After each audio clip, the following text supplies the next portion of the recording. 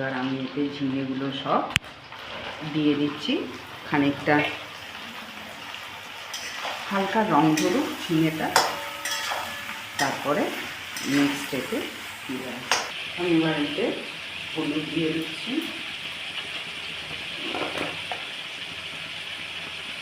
Test অনুযায়ী নুন দিয়ে দিলাম,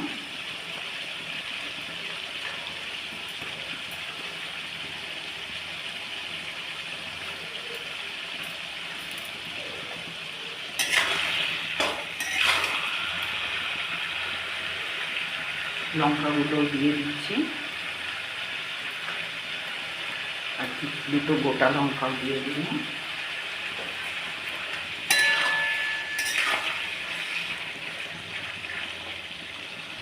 এখানে আলু আর ঝিঙে সেদ্ধ করার জন্যে অল্প একটু জল দিয়ে দিচ্ছি।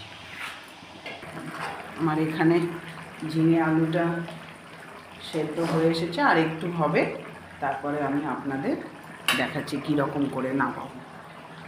এবার আমি আর একটু ঢাকা দিই।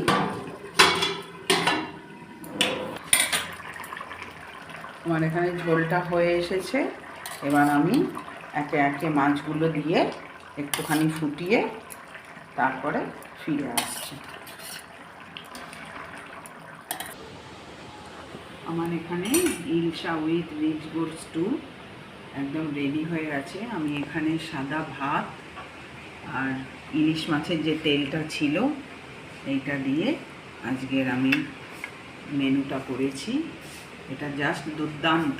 ইলিশের তেলও খুব টেস্টি, আর ইলিশ মাছ যে কোনো কিছু দিয়েই ভালো হয় ও খেতে। এই বলে আজকের ব্লগটা আমি শেষ করছি। এই ব্লগটা যদি আপনাদের রেসিপিটা ভালো লেগে থাকে তাহলে প্লিজ আমাকে একটা সাবস্ক্রাইব আর লাইক করে আমার পাশে থাকবে। নমস্কার।